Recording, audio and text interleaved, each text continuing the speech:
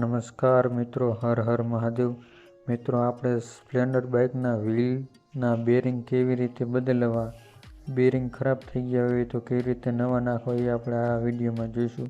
તો મિત્રો, પહેલાં આપણે જે સ્પ્લેન્ડર બાઇકનો જે બ્રેકનો વાયર છે એને 14 નંબરની જે નટ આવે એને આપણે 14 નંબરના બોક્સ પાનેથી અથવા આવી રીતના જે ભૂંગળી પાનું હોય એનાથી ખોલી નાખશું.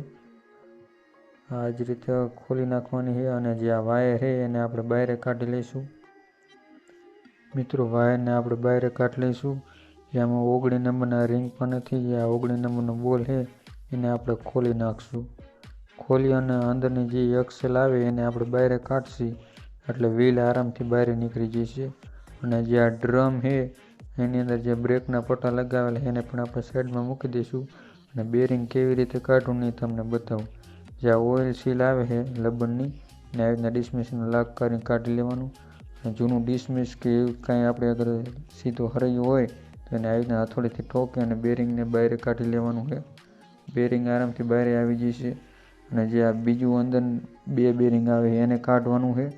આ રીતના જે ખીલો છે ખીલામાં હથોડી મારી અને હરવે ઠોકશો ને એટલે બેરિંગ તમારે બહાર આવી જશે. 2 બેરિંગ આવે અંદર મિત્રો.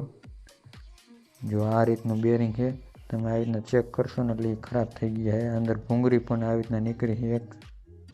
હવે આપણે અંદર નવા બેરિંગ નાખીશું મિત્રો. આ બેરિંગ ખરાબ થઈ ગયા છે તો ગાભેથી આપણે હરખી રીતે સાફ કરી નાખશું 2 બાજુ. અને જે નવું બેરિંગ આવે એ આપણે અંદર ફિટ કરી દઈશું. 2 બાજુ હરખી રીતે ગાભેથી સાફ કરી અને જો આ નવું બેરિંગ છે હવે કેવી રીતે ફિટ કરવું ને હું તમને બતાવું. તો આપણે જે નવા બેરિંગમાં છે ને એમાં ગિરીસ થોડુંક ઓછું આવે છે એટલે નવું ગિરીસ આપણે થોડુંક એમાં નાખી દઈશું. હું તમને બતાવું કેવી રીતના ગિરીસ નાખવું.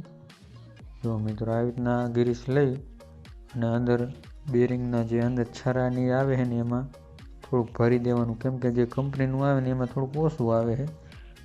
આ રીતના અંદર ગિરીસ કમ્પ્લીટ ભરાવી બધી બાજુ અને જે આલ બાજુ રહ્યું એ અંદર ગાભેથી પહેલાં સાફ કરી અને થોડુંક ઓઇલ મૂકી દઈશું એટલે બેરિંગ અંદર આરામથી બેસી જાય. હવે આપણે આવી રીતના બેરિંગ રાખી અને હથોડીથી હરવે ઠપકારીશું. મિત્રો, જો આવી રીતના ખીલો એક સારો લઈ એના માપનો અથવા બોક્સ પાનું હોય તો પણ ચાલે. આવી રીતના ચારે બાજુ હરવે ઠપકારવાનું, એક સાઈડ નથી ઠપકારવાનું મિત્રો. બધી બાજુ હરવે ઠપકારી અને અંદર બેહારી દેવાનું છે. જોઈ શકો છો મિત્રો, અંદર બેસી ગયું. હવે જે આ કાઢીથી આપણે ઓઇલ સીલ એને પણ અંદર ફિટ કરી દઈશી. અને એવી જ રીતે જેવી રીતના ફિટ કર્યું એક બાજુ એવી જ રીતે અંદર ફિટ કરવાનું હોય. જે આ વચ્ચેની એક ભૂંગળી આવે છે એ અંદર આવી રીતના ફિટ કરી અને બીજું બેરિંગ પણ એવી જ રીતે ફિટ કરશે આપણે. એમાં પણ આપણે જે ગિરીસ આવે એ થોડુંક મૂકી દઈશું. મિત્રો, જેમાં પેલું બેરિંગ ફિટ કર્યું એવી જ રીતે આ બીજું બેરિંગ પણ ફિટ કરવાનું. એમાં પણ આપણે આવી જ રીતે ગિરીસ ફરતી બાજુ રાખી અને અંદરનો ગાળો સાફ કરી ઓઇલ મૂકી આવી રીતના ફરતી બાજુ હરવે હથોડીથી મારી અને ફિટ કરી દેવાનું.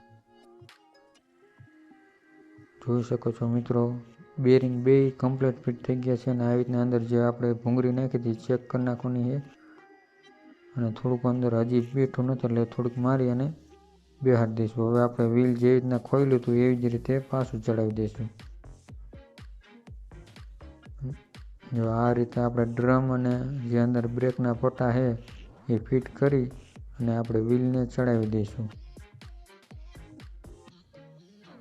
જે આ એક્સેલ છે એમાં થોડુંક ઓઇલ મૂકી દઈશું અને એક્સેલને આપણે ચડાવી દઈશું. આવી જ્યાં અંદર જે ગાળો આવે છે એમાં ફિટ કરી અને ઓલી બાજુથી એક્સેલ આપણે બેહારી દઈશું. અને જે 19 નંબરનો આપણે બોલ ખોલ્યો તો એ 19 નંબરનો બોલ આપણે પાછો કમ્પ્લીટ ફૂલ ટાઈટ કરી નાખવાનો હોય. અને જે બ્રેકનો વાયર કાઢ્યો તો એ આપણે પાછો એવી રીતના ચડાવી દઈશું. અને 19 નંબરનું રિંગ પાનું લઈને આવી રીતના ટાઈટ કરી નાખવાનું હોય. મિત્રો, બોલ કમ્પ્લીટ ચડી ગયો હોય અને બધું કમ્પ્લીટ થઈ ગયું. બેરિંગ પણ ચેન્જ થઈ ગયા છે. હવે આપણે ફૂલ ટાઈટ કરી નાખશું.